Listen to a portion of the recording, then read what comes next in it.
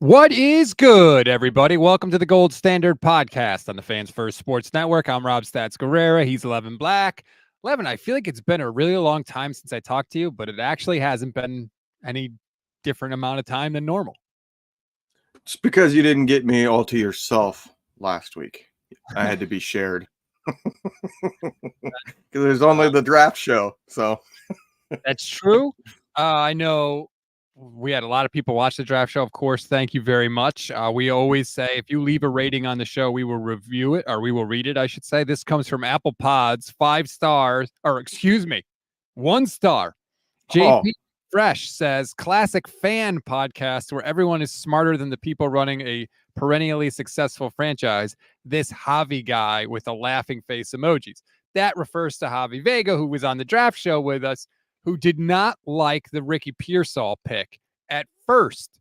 But by the end of the show, he was singing its praises. He actually did a 180 during the draft show on the Pearsall pick. I know a lot of people have very strong feelings about it. I mean, it came earlier than we expected. Nobody expected Pearsall to be a first-round pick. But looking at what happened in the draft, like the next day, early second round, I think they had to. If they traded down to, say, like 35, 36, there's a pretty good chance he would not have been there. Right. You had the Chiefs already come up to get in front of the Niners, which looking back certainly seems like they were scared the Niners were going to take the wide receiver they preferred.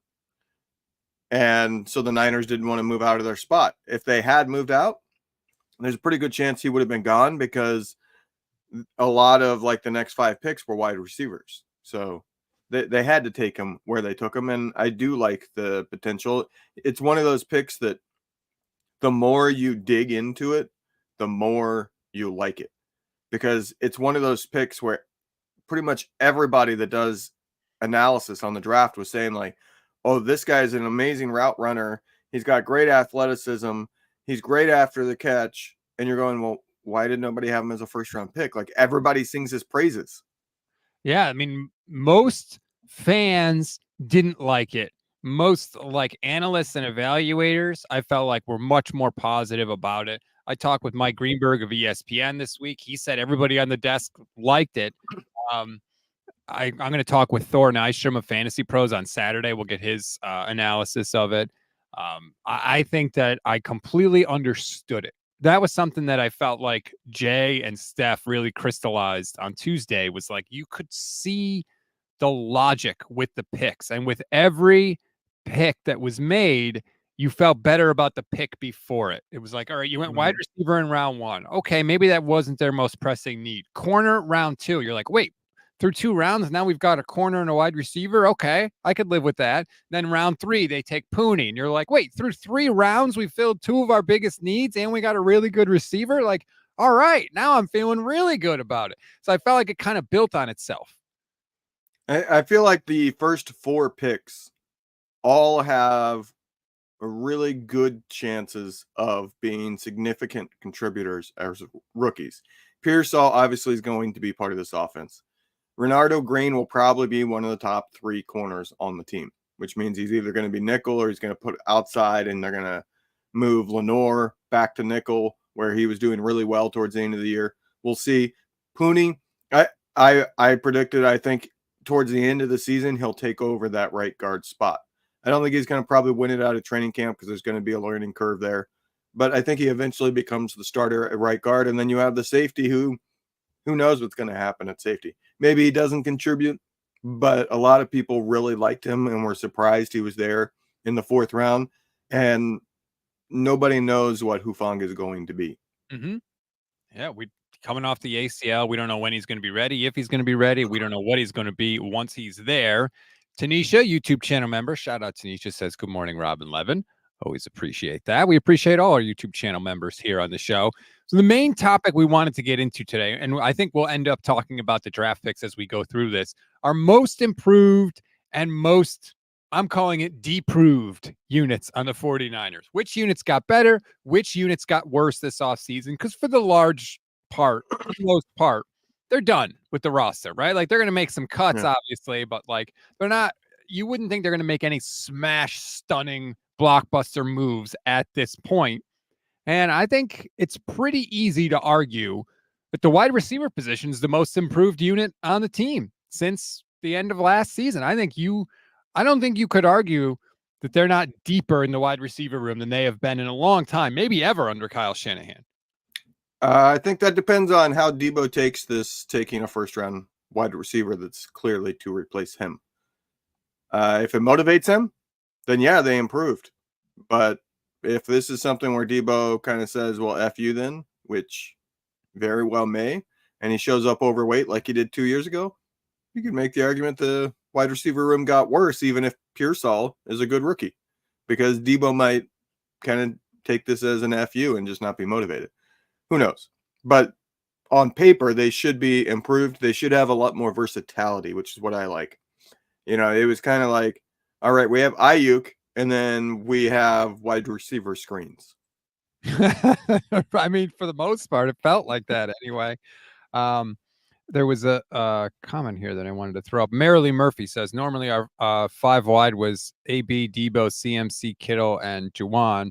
She asked, what does our 5 wide look like? Can Pearsall be out there? I think he damn well better be out there. I think there's a realistic chance that Ricky Pearsall's wide receiver 3 this year. Like, yeah. I really do. Juwan Jennings, we all love Juwan Jennings. I get it. We love Juwan Jennings. He's made some big catches for this team. He's definitely quality over quantity. Remember, he only had 19 catches last year. We like Juwan, but he's not like this untouchable figure at the wide receiver 3 spot. He very easily could be wide receiver 4. You put Pearsall in the slot now with the way he runs those crossers and overs. I think it could be really effective. Jason Aponte had me get this graphic up. This is the reception perception charts for Ricky Pearsall. It has his success rate by route in 2023 and his route percentage in 2023. And I get it. He was in college in 2023, so it's different. But if you just look at his success by route, post route, 74%, dig, 88%, curl, 83%, corner, 65%, out, 77%. It's a lot of green on that chart, Levin. And he definitely has a preference for going right. Like, the entire right side is green. That's why I think he probably ends up being the slot corner, because you have if you're going to be going right a lot, you need to be on the left side of the line, slot right? Receiver. Right. And you got Ayuk that's going to be mostly on the left side, which the Niners don't fall strictly into those guidelines of X and Y, but most of the time Ayuk's to the left, and that means Ricky Pearsall would need to be the slot to also be on the left side. That's what I think he's going to end up being. I don't think that the Niners have had like a true slot receiver in the Kyle Shanahan era. Like, they have not had what you would think of as a slot receiver. And that is like speedy, quick, gets open on the shorter routes, really fast, is good going over the middle. Well, that's what Ricky Pearsall is. And I feel like Kyle Shanahan kind of looked at it as he wants to get that true slot wide receiver threat. And that's not Jennings. I will say that if Pearsall is the real deal in training camp, like they see it in training camp, they're like, yeah, that guy's clearly our number 3, and we need to make him an actual like big part of this offense. I would not be shocked if Jennings gets moved at the end of training camp. Like, I think they'll keep him if nobody comes around, but I also think like a team could come calling and say, hey, we'll give you a 4th round pick for Jennings because we need a wide receiver. That would be wild. That'd be fascinating. I don't know if Kyle would do it. I think Kyle really likes him. But, you know, it also depends, like you said, if Pearsall and Cowing are looking good and playing fast and all that stuff, then, you know, like, I feel like Pearsall could be do all the things that Juwan Jennings does well, block, make tough catches, move the chains, but also be way faster and have way better hands. Like, that's a pretty good improvement if you can make it there. Cowing seems to be good. I want to read the super chat before I forget. Daza 0187 YouTube channel member says, if the Pearsall pick was praised by analysts, why did so many have him mocked in the mid-second round? Mock drafts don't matter. Forget mock drafts. I saw a mock draft where Rome Odunze went 31 to the Chiefs. Does that mean he was overdrafted? No. Mock drafts don't matter. Who cares where a guy was mocked? Okay. He was picked 31st in round 1. That's basically a second round pick anyway. Like, it doesn't matter what the mock drafts had. Get over that. Is this guy a good player? Yes or no? Do his skills fit with what the 49ers are going to ask him to do? If the answer is yes, who cares where he was picked? I mean, I think I get what Dodds was saying. Like, they didn't just have him mocked in the middle of the second round. Pretty much every analyst had him in the 40s or 50s of their rankings for best prospects. So they were all saying this guy's not a first round pick prospect.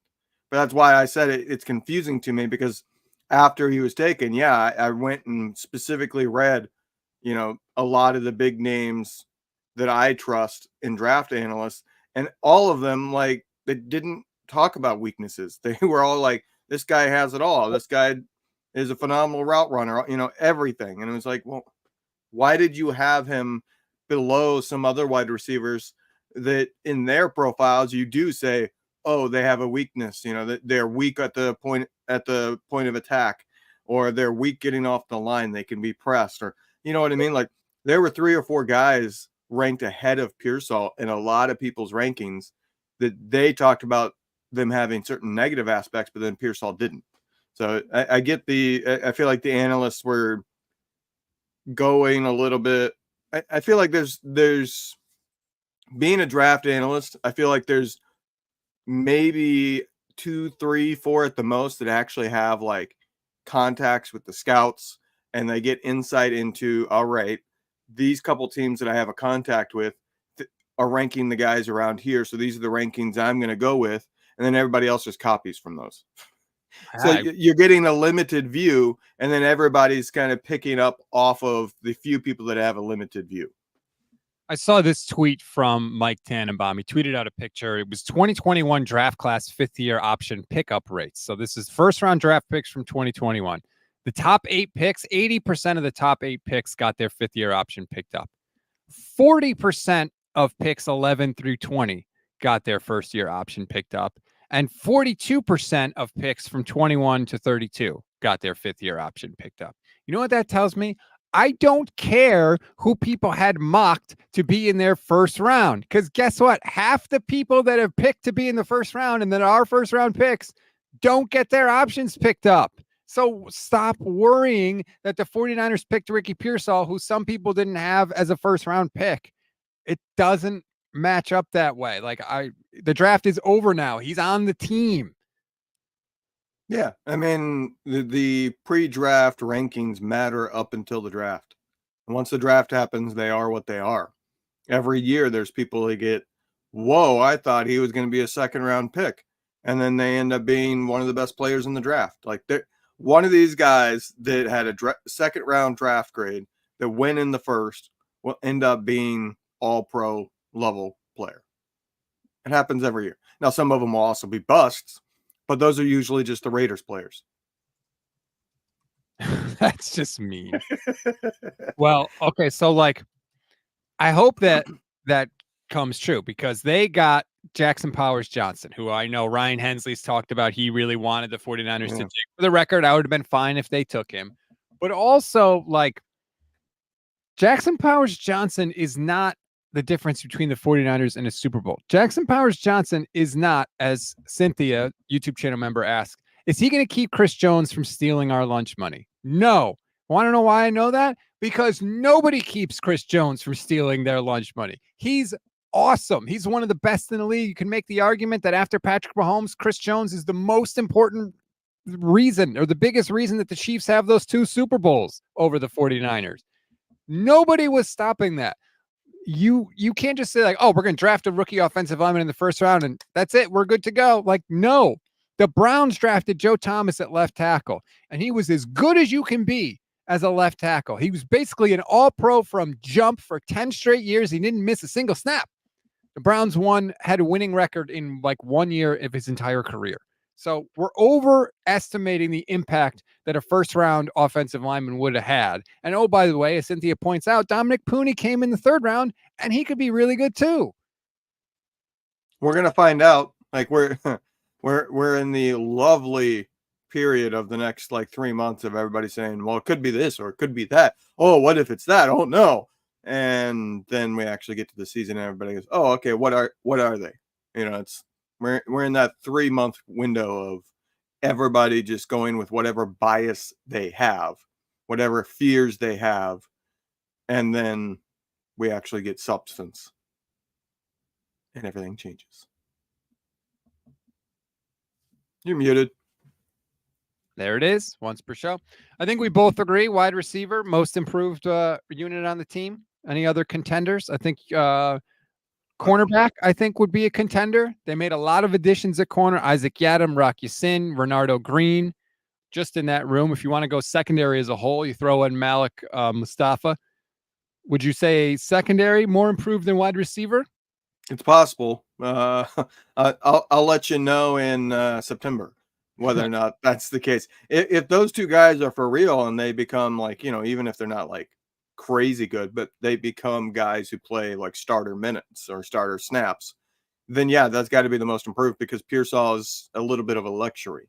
He might unlock part of the offense that has not been there. Like I talked about, we haven't had a true slot receiver, but you're talking about taking an offense that was already, 28, 29 points per game and making it a 31 point per game offense. Like there's not much improvement to come for the offense. I think Pearsall is more about if we face the team that can shut down the outside wide receivers, we need that other threat. That's, I think, what happened in the Super Bowl. Yep. The Chiefs have two really good corners. They were able to shut down Debo and Ayuk, and there was not that third option that was good enough to really make the wow play to damage them. Jennings made some plays, but Jennings is limited. And the plays that he made weren't like, oh crap, we got to change our defense. It's okay, we can live with that 15-yard completion. You know what I mean? Like the guy that can go across the middle, take a slant from the slot receiver spot, and then after the catch, make it a 40-yard reception. That's going to change how the defense covers you. And the Niners haven't had that. So I feel like he's more about a luxury, and he's more about when they face the really good offenses, they have more flexibility to adjust to the good defenses that they're going to face, especially in the playoffs. Or if Debo gets hurt, right? Like Right. you made the whole room deeper.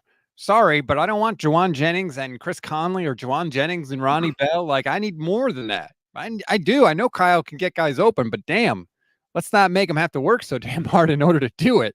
But I do think the cornerback room is improved. I'm excited to see Renardo Green. He played well against some of the top wide receivers in this class in college. Not that that means everything. I totally get that. But at least he has a chance. I just didn't want to see another year of Ambry Thomas and Samuel Womack and Right. Darrell Luter. Like, how many chances are we giving these people here? So get some fresh blood in there. And like Michelle has been saying, like, have some competition. There's too many guys that just have their spots like assured. Let's make them work a little bit, and Debo included. Heidemann here says, don't forget Trent Taylor. No, you can forget Trent Taylor. He's not making this roster. The only shot he had whatsoever was to be the returner. Well, they just drafted two guys that have returning ability in addition to having a guy or two already on roster that have that ability. He's got zero shot of making this roster. Like I will guarantee he does not make this roster, barring massive injuries. Are you willing to put your money where your mouth is on that? Not that I disagree with you, but if I have a chance to win who's taking that bet? Yeah, that's the problem. Is like I don't disagree with you. He probably maybe practice squad player for the Niners. Maybe he ends up getting called up at one point. Like he's a guy that has like 3 catches over the last 3 seasons. He's not a wide receiver. He's a punt return specialist, and his ability to return punts is, hey, I don't fumble, except for last year I did fumble twice. Like he doesn't do anything spectacular. I forget the exact number now. I put it out on Twitter when he was first signed, but they were like, I think there's like 27 punt returners that have at least 40 punt returns in the last 3 years. And he's like 19th out of 27 in terms of average yards. Like he's a average to below average punt returner who last year fumbled twice. Like, you bring nothing to the table. M. Patel says you don't put a rookie as a punt returner. Why not? Like, I legitimately want to know why not. Is there something? What is it about his rookie? You know who returned punts as a rookie? Devin Hester? Randy Moss. Damn, that'd be pretty. I'm pretty sure Reggie Bush probably returned some punts as a rookie. Like, what do we? Reggie Bush returned punts his entire career. That was one of his specialties. But Randy Moss returned punts. I'll never forget it because I was watching the game live. Randy Moss returned punts like the first 3 or 4 games, but then, he had like these huge games and he was clearly like, this guy's the real deal. He's the best rookie wide receiver we've ever seen. And I'll never forget it. He has to go back and return this punt. He catches the punt and he has daylight in front of him and he walks out of bounds. He was like sitting, it was Randy being Randy saying, I'm too good to be returning punts, and just refused to do it. And he never returned punts again. But for the first 3 or 4 games, he did. Like, he came out as a rookie, his first game, returning punts. So I'm going to burst your bubble a little bit. What? Randy Moss had 1 punt return as a rookie in 11 games in 98. He had 17 in 1999. Oh, is it the second year? So maybe you were thinking the second year. It's quite possible. We're talking about when I'm 13, 14 years old. Honestly, before like the internet was super easy to go, oh, let me look at all these stats. I did not know that he returned any punts ever. So credit to you there. But I think wide receiver and secondary is definitely the biggest groups for improvement. Deprovement, as I'm calling it. I don't care if it's not a word. It's the easiest way to say it. And y'all know what I mean. Got to go defensive line, right? I would think. I know they invested a lot in the offseason, right? You added Malik Collins, you added Yetur Gross-Matos, you added Leonard Floyd, but you lost Eric Armstead. You lost Chase Young. You lost Cleveland Farrell. You lost Randy Gregory. You lost Javon Kinlaw. I would say overall on the defensive line, are you worse than you were in 2023? I think at the starting spots, they could be as good because I think the moves that they made, the trade they made, I think it's a better fit. They can really get after the pass rusher, so I like that a little bit more. But the depth is much worse. Like, they do not have the depth that they usually have, unless once again they found these gems. But I don't think they have. It's worse overall, like for sure. Whether or not that has a real effect remains to be seen. I do wonder if they've had a change of heart and they kind of realized, like, well, look, we don't need to have all of our money invested in the defensive line. If we improve our secondary, it makes just as big of an effect. Right. You know what I mean? Like, I feel like their philosophy has been, we're going to have crazy talent across the defensive line. We're going to draft it every year. We're going to sign big free agents to it. Our defensive line is going to be the deepest, craziest, best defensive line in the league, and everything else will take care of itself. And I think they've kind of learned, like, that's not necessarily how it works out. Offensive lines and offensive schemes are capable of limiting even a completely dominant defensive line. And so are not called holding penalties. Yes. Yeah, I kind of agree. No defensive linemen in this draft class, like none. That to me signals a shift. When you go multiple members of the secondary and no defensive linemen in the draft. Now, to be fair, I know they did get Evan Anderson in undrafted free agency. Okay, but they also picked up another safety in free agency after the draft as well. So I think it's a shift in focus from the 49ers to improving the secondary because they've seen what they've tried hasn't worked. And why would you keep doing the same thing over and over and over again if you're the 49ers? So I like that they have evolved a little bit. I do agree, though. I think the defensive line is worse. Now, that doesn't mean they can't be a better defensive line against the run, by the way. That could be a real thing that happens. They were downright bad against the run down the stretch last year. So we'll see if that how that kind of shift plays out. I saw right before we went on, I think it was the 33rd team put out a tweet, and it was best defenses in the NFL. And first of all, they were all AFC defenses. It was Browns, Jets, Chiefs, Ravens, Patriots. And I quote tweeted it and I was like, are we like, really? The 49ers are not a top 5 defense? What do you think about that? Are they? I think it's engagement season. It's the off season. You got to do stuff to get engagement. So you got to be controversial. Like it's the season where people are going to purposely leave somebody out to get that engagement. That's what I think of it. Well, it worked on me, damn it, because Exactly. I mean, look, I know that they weren't as dominant as they have been, but my goodness, we're talking about the team that gave up the third fewest points in the league. You know, the Chiefs are on that graphic. The Chiefs gave up 17.3 points a game. The 49ers gave up 17.5. Like, what are we doing here? The Ravens gave up 16.5. Like, no, I know that they're not as dominant as they were, but are they a top 5 defense? Yes. By any estimation, yes, I feel like. Man, I don't know. Where the hell, like the Patriots one is the one like, all right, I'm going to put a team that doesn't deserve to be on there to get a reaction. I'm going to keep a defense off that gets a reaction. Like, how? The Patriots lose the best defensive coach of all time, and they don't make massive changes to their defense all over the place, and yet somehow they're going to suddenly become something that they weren't. They were not a top 5 defense last year. They weren't even close to it. Like, how did they improve so drastically when they lost the most important part? The Patriots allowed an average of 2 yards less per game than the 49ers last year and more points per game. I don't know. It's working on me, I guess. I'm an easy target. I just stuff like that bugs the hell out of me because I feel like these narratives take over and it's like, yeah, they were worse in one area or worse than last year. Like, oh, now they said they're not actually any good. No, they are still good. Daza says, why wouldn't we be worse against the run with Greenlaw out and Armstead gone? So the Greenlaw loss, yeah, I was just specifically talking about the defensive line there. But if you want to look at the linebackers, I mean, yeah, they're going to be worse at linebacker this year because Greenlaw is, he's probably going to miss time. He could start the year on the pup. We don't know. And if you make the assumption Greenlaw will not be effective this year, then I can understand the 49ers not being a top 5 defense. Because if Greenlaw is not capable of being Greenlaw, if he's a shell of himself and takes a full year to get back from that Achilles injury, this defense is going to have a problem.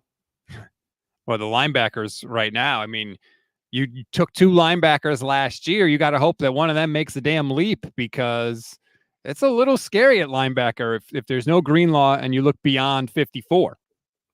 Yeah, I mean, linebacker is also one of those spots where veterans come available at the end of training camp. You know what I mean? Like, I feel like if they see Greenlaw in training camp and they're like, oof, like he's not quite there, you might see them make a swap of positions. Like I said, maybe Jennings gets moved for a linebacker that can actually be trusted to fill in there for Greenlaw. And, maybe Greenlaw only plays half the snaps, and they do that where they bring him in slower and use another veteran who might be, it could be anybody. It could be it could be a former first round pick who hasn't worked out. It could be a guy that's 34, 35 years old and declining, but is still trustworthy enough there. You know what I mean? I feel like they have options if they need to. And I think that was part of the reason they went out and signed Devondre Campbell as well. He kind of fits that veteran profile that you're talking about. A guy that, hasn't been great, but can help you keep your head above water, so to speak, until Greenlaw comes back. For what it's worth, they did draft Tatum Bethune in the 7th round. He's their last round draft pick, who, I'm not expecting anything out of him because he's a 7th round draft pick, but you watch some of his highlights on film, he does have a little of that Greenlaw, like, I'm a wild man. I'm going to just, throw caution to the wind and run with reckless abandon with bad intentions to the ball carrier. They need that from that second linebacker. Like, Warner is yes, he gets amped, but he's the control. You know what I mean? He's somebody that you know what you're getting out of him every single play. You can have him be wherever. Greenlaw was the guy, like, he's going to come in and blow that play completely up. And he might be here one play and he might be way over there the next play. Not to say Warner doesn't have this range, but he's utilized more, I feel like, as less of a freelancer, whereas Greenlaw was more of the freelancer. Warner's had like specific roles of, hey, we need you to do this on this play, where Greenlaw was just go get the freaking guy. Well, I think a perfect example of that is that last play, the interception against the Packers, right? Fred Warner is right there. He's all over the receiver. He's in perfect position. He has his hands out. He's catching the ball. And yet all of a sudden, Drake Greenlaw comes from like out of nowhere, just rips across the field and jumps in front of Fred Warner and makes the interception. That's like the perfect encapsulation of those two players. Exactly. And they need that. Like, yes, Warner would be there, but he's not going to be there every single time. They need that guy that can pick up the slack. Look, we're spoiled as 49er fans. We don't know what it is to not have two phenomenally good linebackers. We've had two phenomenally good linebackers for like the last 15 years, except for a couple of years where nobody was expecting us to win any games. Nobody had hope. Yeah, the linebacker like tradition that the 49ers have had, it's kind of underrated. Even if you throw Chris Borland in there. I know it was only a year, but he was damn good. Yeah, and that was the one that hurt. You know, like Patrick Willis is certainly my favorite player since Tio. And when he retired, it was like, yeah, that sucks, but could kind of see it coming. He had the turf toe issues. You knew like he wasn't there, but you thought, well, at least we have Borland. And then all of a sudden that one drops. And it was like, oh, we're screwed.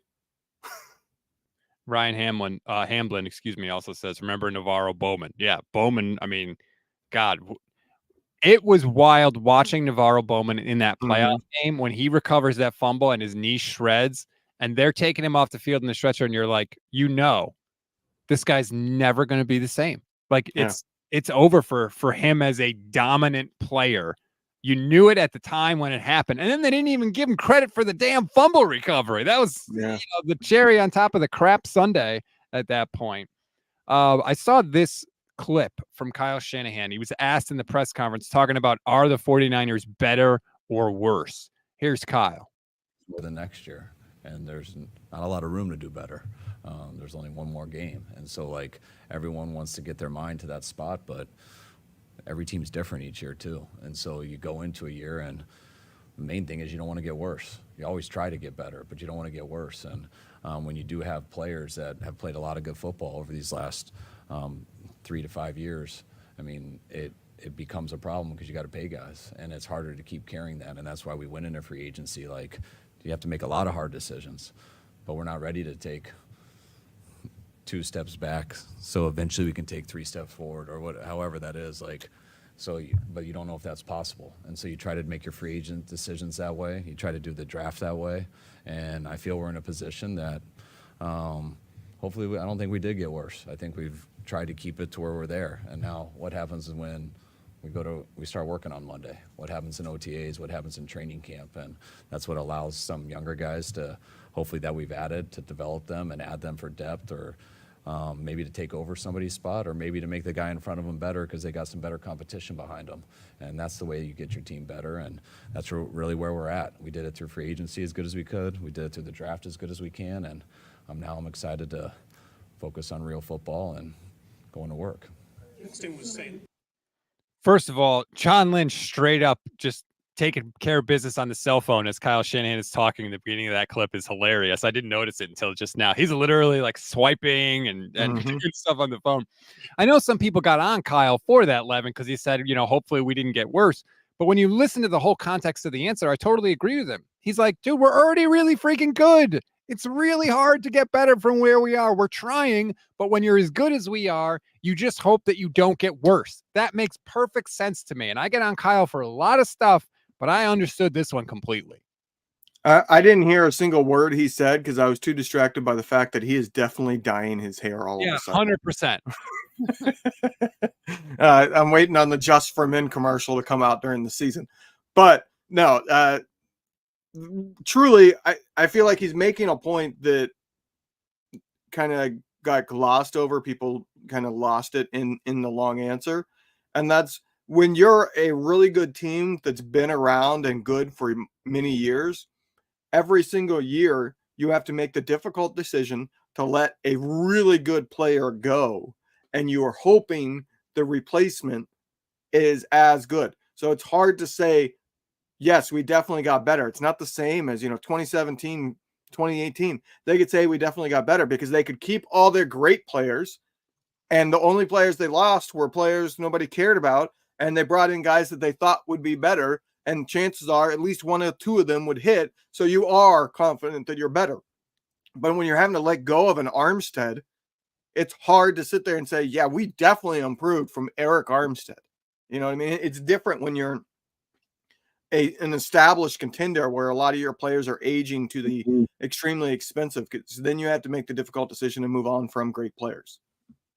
I totally agree with you. And I there's plenty of stuff to criticize Kyle for, but to me, I was not criticizing this. It just seemed pretty obvious to me what he was saying.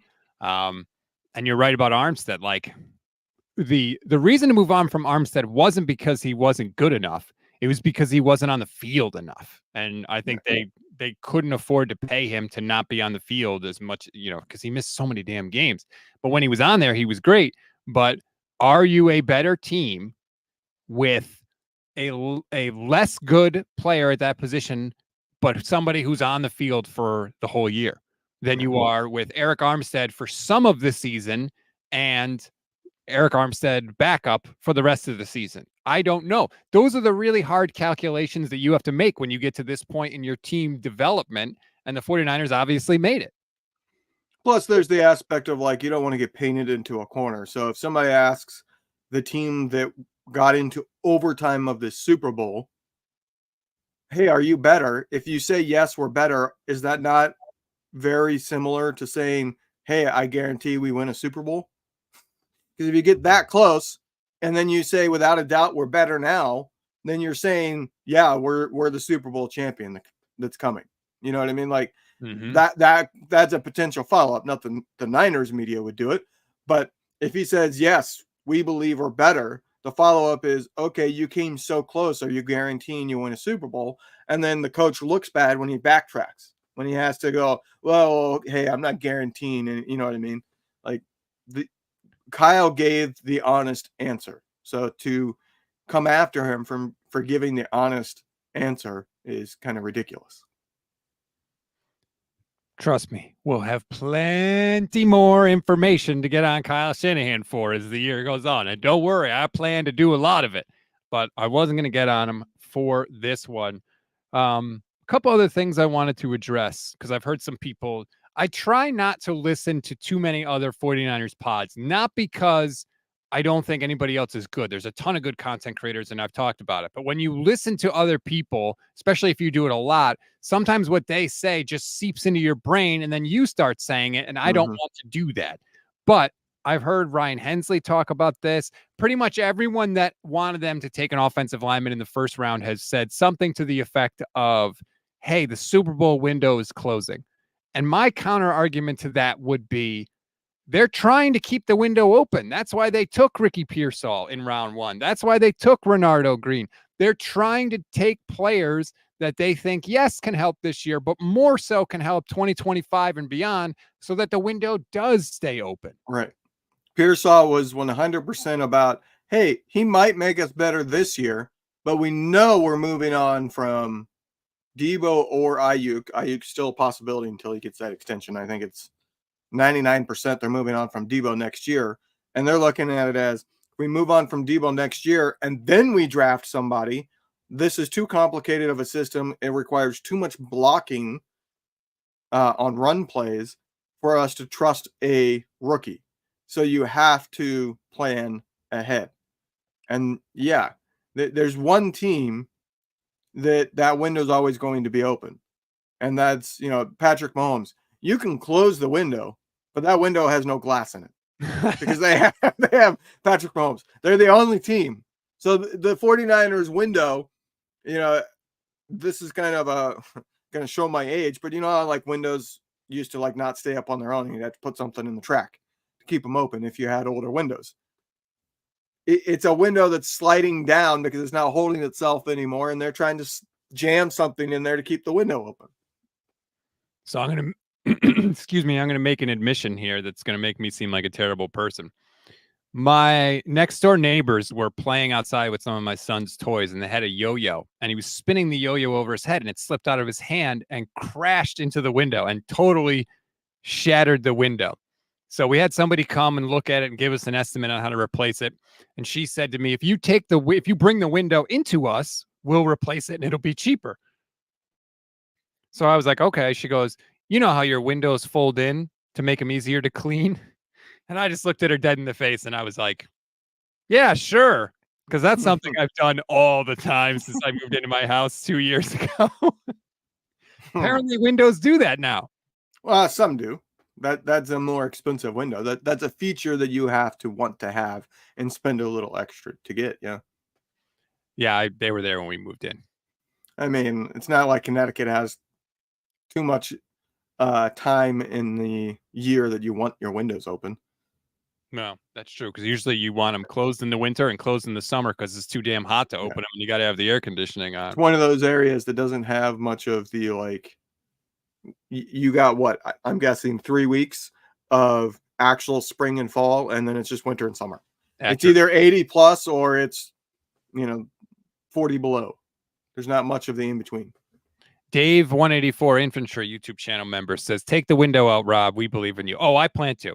If I can save a couple bucks, you better believe I'm going to do it. So that is a thing that's going to be happening. I don't know if I'll I'll be honest. I do not believe in your mechanical skills. That we've never really talked about it.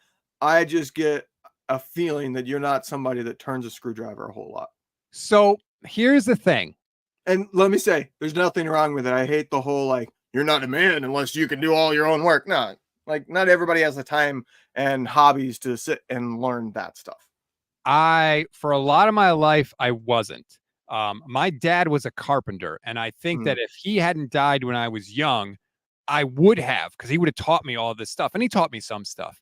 But so I never really did any of that because he wasn't around. Since I bought my house, because I'm cheap, tried to learn how to do a lot of things myself, and I have gotten a lot better at certain things. So I'm not the worst, but it depends what it is. If it's something like this is the window is made to come out.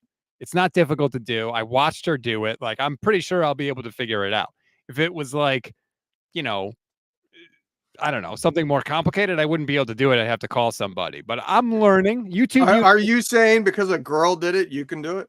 No, I'm saying if I watch someone do it, you jerk, don't try to get me in trouble. If I watch somebody do something and it's pretty easy to do, I can usually repeat it.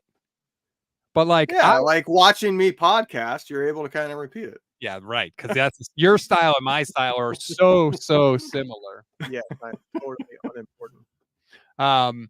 I took out the faucet on my kitchen sink and replaced it. I put in one of those like touch, you touch the faucet and it turns it on and off. I did that all by myself. I was really proud. Now, it took me like 4 hours to figure out how to do it, but I did it and it works perfectly. Sinks are not, you can really mess up. You can cause a lot of damage if you mess it up. Yeah, I was terrified, but we managed to do it. Last thing. So, as I make myself look bad about the window story, I'm doing the best like dad thing I have ever done. And it's going to be this month. My son and I are Mariners fans, as everybody knows. The Mariners are playing in Yankee Stadium later this month. It's the only time they come to New York this year. My son has never been to a game. I bought tickets online. The game is on a Thursday at noon. So I'm going to pull my son out of school. We're going to go to Yankee Stadium and watch the Mariners play. He has no idea about it. Yes. That is the coolest dad thing that I probably will ever do in my entire lifetime. Yeah. It's something that I look forward to doing with my daughter in the future. She's actually like, this week my wife went through our like coat closet. And I have a lot of coats, but I especially have a crap ton of hats. I think she counted. I had like 22 hats. That includes like winter hats and stuff, but I have a lot of hats because I don't throw them away. Like if I get new hats, there's some that end up becoming like, oh, that's not part of the rotation anymore. But every once in a while, I want to grab it and wear it again. So I don't tend to get rid of hats. But she saw like I had Niner scarves in there that I used to use a lot more when I lived in North Dakota, where it's crazy windy and cold all the time. And she saw all the Niner stuff. and she was upset because there's no football to watch. And she says, I want to watch football. I can't wait to watch football. And then she said, I want to go to a football game. Hey, And boy, did I not light up at that one. It's like, that's what I've been waiting to hear. there you go. I'm going to have to sit down with my son. So I've never taken him to like a major league game before. I'm going to have to sit down with him and be like, look, we're taking the train to the stadium. Before and after this game, you're going to hear some words. You're going to hear some things. People are going to be drunk. Brace yourself for that. I mean, Teach him about the tradition of the song so he doesn't like stand, he stands up for it, and he's not wanting to go to concessions or the bathroom or any of that. yeah, we're going to have to navigate all of that. But There's a Yankee tradition there that if you break it, they will kick you out. wait, what song? What are you talking about? They do. I have Amazing Grace stuck in my head. It's not God Bless the USA, but Are you thinking of Fenway with Sweet Caroline? no, that's a different. Instead of the Take Me Out to the Ball game that the Cubs have, Yankee Stadium has God, I got God Bless the USA stuck in my head. God Bless America? God Bless America. They have a tradition where they sing that, and it's like a strict, like, you're not talking during it. Do not get, like, there's been people that, like, they want to get up and leave. You know what I mean? And like, I remember I've seen videos where people are like wanting to go to the concessions during that song, and the ushers are like, you're not allowed to leave right now. Like, this is the song. Once the song starts, like, you can leave prior to the song, but once the song starts, like, you're not supposed to be like doing stuff. Lyle S says, Levin, 22 hats isn't that much, bro. I have like Did you see? Look at the comment immediately before that. Jay Cruz says 22 hats is a crap ton. Apparently, there's a huge divide here. I also had 14 pairs of shoes, but that's the same thing where, like, I never get rid of a pair of shoes. So some of my dress shoes, I've worn them like once in the last like 4 years because I have a brown pair and I have a black pair. I have a more comfortable black pair, and then I have like the formal black pair. None of them are expensive. I'm very cheap when it comes to shoes, but I'd like to have options. I've never spent more than $100 on a pair of shoes myself, but I like to have a lot of options. You've never spent more than $100 on a pair of shoes? No, I will wait for sales and find them on sale. David 184 Infantry says Rob's son gets his first beer at Yankee Stadium. My son is 9 years old. He has already tasted his first beer. Just throwing that out there. Tasted, not he drink a whole thing. He's tasted a beer already. He had the exact same reaction I did when I was his age, which was, oh my God, this is terrible. Why do you drink it? Anyway, we veered wildly off course. I just wanted to throw that in because I wanted to pat myself on. Like I said, it is the off season. So, it's the time of random segues and going off on tangents. I spoke with Herm Edwards this week, mostly about Ricky Pearsall. That's up on the YouTube channel. Please go and check it out. Not now. Why, Levin? Because this is our time. There you go. And we talked a lot about Ricky Pearsall, and I feel like you and I have talked a lot about Ricky Pearsall. But Herm, for anyone that doesn't know, was a defensive back in the league, was a defensive backs coach in the league. He was John Lynch's defensive backs coach. That's how they met and became so close. They're godparents to each other's children. And Herm kind of on his own, Levin, went off and sort of gave like a lesson on how to play defensive back in the NFL. And he talked about when you're a defensive back, there is sort of an innate sense of when you turn around and locate the ball, when you know in your head, like, I've got this guy covered. Like, I'm in position. I've got him covered. I don't need to look at him anymore. I need to turn and look for the ball and make a play on the ball. And he said, you can improve it a little bit, but mostly that's kind of an innate thing that you learn by playing the position. And I think he's totally right, because I've seen, whether it's Ambry Thomas or Samuel Womack or Isaiah Oliver, so many of the 49ers defensive backs do not have that innate sense. They don't know when to turn and look. They panic with the ball in the air. They don't have that. So when I look at Renardo Green, I am like, please God, let him be one of those guys that has that. If you listen to like some of the top corners and they talk about it, especially the ones that are like interception corners, their expert body language people. Mm. Now that goes for one, reading what the wide receiver is going to do on their route. But I've heard multiple. I think Revis is one of them. I think Champ Bailey was one of them. They've talked about how when they're running with a wide receiver, they will study their face and their eyes get big when the ball is thrown to them. And they know based on their face, the ball is coming. And then they know they have then the more innate ability, like you're talking about, where they know, all right, I'm 10 yards down the field, I'm 20 yards down the field, I'm 30 yards down the field.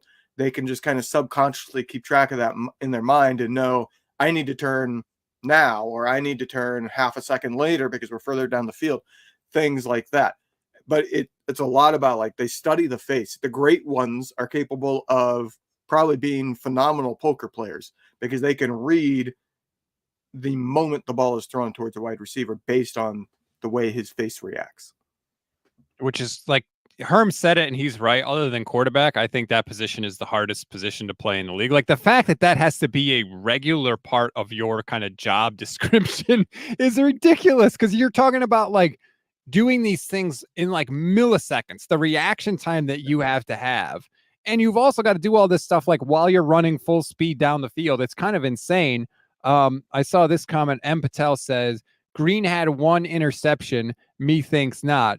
That is true. He did not have a lot of interceptions, but he also had a ton of pass breakups. And yeah, interceptions obviously are better, but he tied for the ACC lead in passes defended as a super senior in 2023. It's something that he has consistently done in his career, is knock the ball down. That's fine. Sure, we'd like interceptions, but knocking the ball down is a hell of a lot better than getting a flag or allowing the completion, which is what we've got from those 49ers backup corners so far. Yeah, I mean, we're going to find out. Look, interceptions are great, but as long as you just have great coverage, the interceptions are the cherry on top. If you shut a guy down, you don't need to have interceptions. Kind of like the Super Bowl, right? Ladarius Sneed just shut people down. He didn't need to have an interception. Byron McGuire says pass breakups are job one. Absolutely. Like, do not let them catch the ball. Job one. And if that's the only thing you do and you don't intercept it, you'll always have a spot in the league. You can always be a solid player. What's good says Mordecai is coming for Brock's job. You heard it here. Mordecai would be, oh, sorry, I threw up the wrong graphic. Mordecai would be Tanner Mordecai, quarterback out of Wisconsin, Levin. You know, it's funny. You read the descriptions of him and it's like, yep, on target, on time, has a lot of experience playing college football. Brian Greasy really liked him. Faster than people think. He ran like a 4.46, which is crazy. It's the fastest time of any quarterback that ran at the combine. I don't know about Tanner Mordecai, but damn, that description sounds a lot like Brock Purdy. I'm dumbfounded here that somebody thinks Mordecai is coming for Brock's job. The reason why you pulled up the wrong graphic is because you pulled up the draft pick graphic, and he's an undrafted free agent. No, he's not coming for Brock's job. Maybe he makes the roster. You know, I'm not saying that he can't make the roster and maybe have an NFL career, but no, he's not coming for Brock's job. Is a quarterback room of Brock Purdy, Sam Darnold, and Brandon Allen better or worse than a quarterback room of Brock Purdy, Josh Dobbs, and Brandon Allen and or Tanner Mordecai? I would take the second one, but I am firmly of the opinion that it does not matter what your quarterback room is past the starter. Because if you don't have that starter, you're not winning anything anyways. Tell that to the Atlanta Falcons, Levin. Yeah. The Eagles that won a Super Bowl with Foles are the exception to the rule. You don't win with backups. Sorry. I like Josh Dobbs better than Sam Darnold. No way. You got Sam Darnold's jersey. What are you talking about? Yeah, I do. I got my. You got a Ricky Pearsall jersey. There it is, everybody. There's the Ricky Pearsall jersey. If you're watching, I have to get that rebranded. Yep, Ricky Pearsall. Ricky Pearsall. Oh man, you should just wear that and say it's a Ricky Pearsall jersey. And if somebody goes, it says Darnold on it, say, I'm just dyslexic. I don't know what you're talking about. No, don't worry about the back. The name on the front of the jersey is always more important than the back, right? Let's talk about the rookie numbers, because I I had the idea. So Cowling is 83. Who are we going to say whose number that is? Like who does number 83 belong to in the history of the 49ers? John Taylor? There's a couple options. John Taylor wasn't 83. What number was John Taylor? 82? 82. Yeah, okay. So wait, who the heck was 83 for the 49ers? There's two main options. There's J.J. Stokes and there's Arnaz Battle. No wonder I had forgot about these.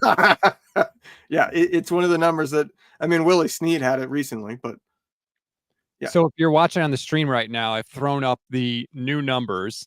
Ricky Pearsall is going to wear 14. That's a terrible number. You got to get the stank off that number after Sam Darnold wore it. He said that that's what was assigned to him, though. He didn't like sound super in love with it. So maybe he'll change it before the year starts.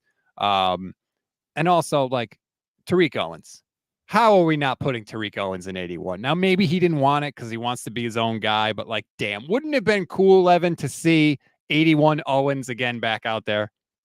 Yeah, it would have. And that's a number that has stink on it too. Well, yeah, because that was that Rashawn Wood's number? And Antonio Bryant and a couple others.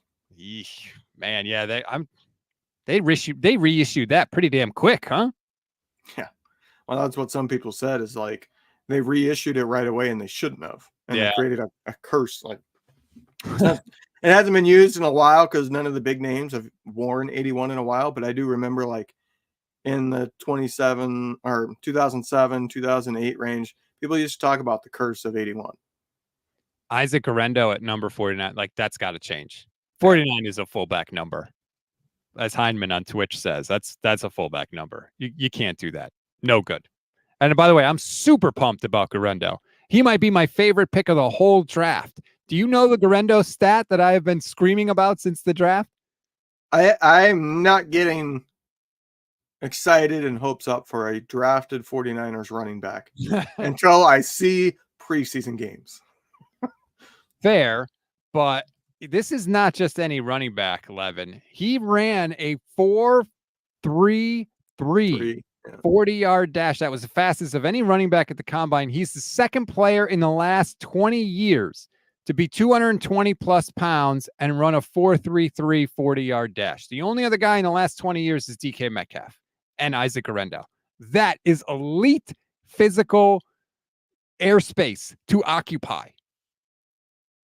And if you don't have ball carrier vision, all that means is that you will run into the back of your offensive lineman that much faster. Look, I would love to be excited about Guerrero, but fool me once, shame on you. Fool me twice, shame on me. Fool me 3 times, what are we doing? Fool me 4 times, I'm not doing it. Hey, that's where we're at. It wasn't a 3rd round running back, right? It was a 4th. Now they did still trade up to get him. But I don't know. I'm sort of hopeful. But by the way, Dave 184 Infantry YouTube channel member says JJ Stokes is my UCLA buddy who had to compete with USC Keyshawn. Are you saying you're actually friends with JJ Stokes, Dave? Because I got to tell you, I said a lot of mean things about JJ Stokes, the player, so you might not be happy with me. I do think JJ Stokes gets a little bit of a bad rap in the like. Did he live up to his draft stock? Obviously not. But the problem was because he was the first big draft pick, he was replacing somebody the Niner fans loved in John Taylor. And he was drafted to be, Jerry Rice is entering his, mid-30s. We should be worried here. He was seen as, okay, he has to be Jerry Rice. Was he great? No, but he had some good seasons. Part of it was his own attitude. He was a little full of himself and didn't back it up to the degree that he talked. But he ended up having, he's close to like 4,300 career yards. Like, it wasn't horrendous. Oh, he played in the league for a decade. Like, that's a damn good career. He just wasn't, he was drafted. No, but I think if you ask most Niner fans that are 30 years old or older, who's the biggest draft bust of Niners history, he would be in the running for that. He would be one of the names that's brought up by multiple people. He was the 10th overall pick. So I think obviously that's part of it. Never had a 1,000-yard season, never had a double-digit touchdown season. Now there's way more. Trey Lance would probably be the top of everybody's list, which, by the way, did you see Trey Lance's 5th-year option did not get picked up by the Cowboys. Shocker. Which, yeah, it's not surprising at all. But that just, it makes the whole fact that the Cowboys gave up a 4th-round pick for him so absurd. Because they knew they weren't going to pick up the 5th-year option. Because if they did, it would be like $22.5 million fully guaranteed, which they were never going to do with Dak Prescott on the roster. Why the Cowboys traded what they traded for Trey Lance, I will never understand. If I were a Cowboy fan, I would be furious about it. As a Niner fan, I'm super grateful for it. Thank you very much. I think Jerry Jones thought, hey, we were really high on that guy in the draft.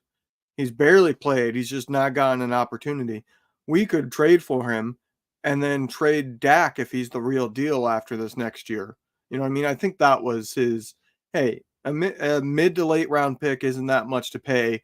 We'll get the guy in the building. We'll have most of a season to evaluate him. And if we think he's the real deal, we'll go trade Dak for multiple 1st-round picks and get rid of that huge cap hit. I think that was his thought. It didn't work out. Obviously, they're not going that route. Otherwise, the conversation with Dak would be different. Dave 184 Infantry says, I'm not friends with JJ Stokes. I loved him as a 13-year-old at UCLA. Okay. Well, that clears that up. Speaking of clearing things up, it's God Bless America. I did look it up. Okay.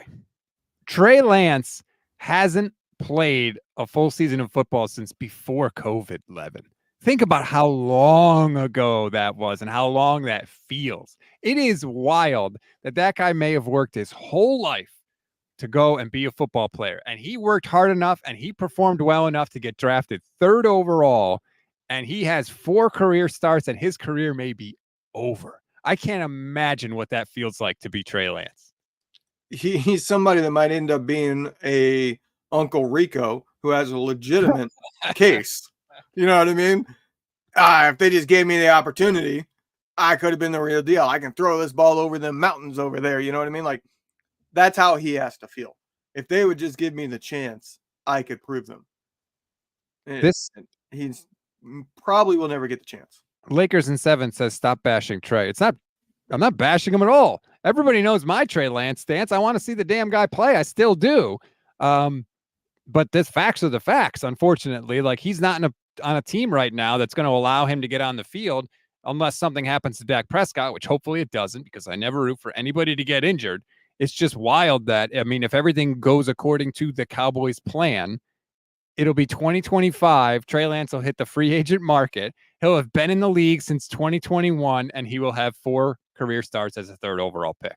We've never seen that before in NFL history. Yeah, I would love to see him get an opportunity with another team. You know, I want to see him have a true opportunity. Like some team, when he hits free agency, that has no quarterback, you know, and they end up not having a top 5 pick, so they end up taking a quarterback in the 2nd. You know, it's something where he has a true competition and a chance to earn it. You know what I mean? And then if he doesn't earn the starting gig, all right, I'm willing to say he's just not good enough, because that's now 3 teams that have said no to him. Clearly, he's just not doing it in practice.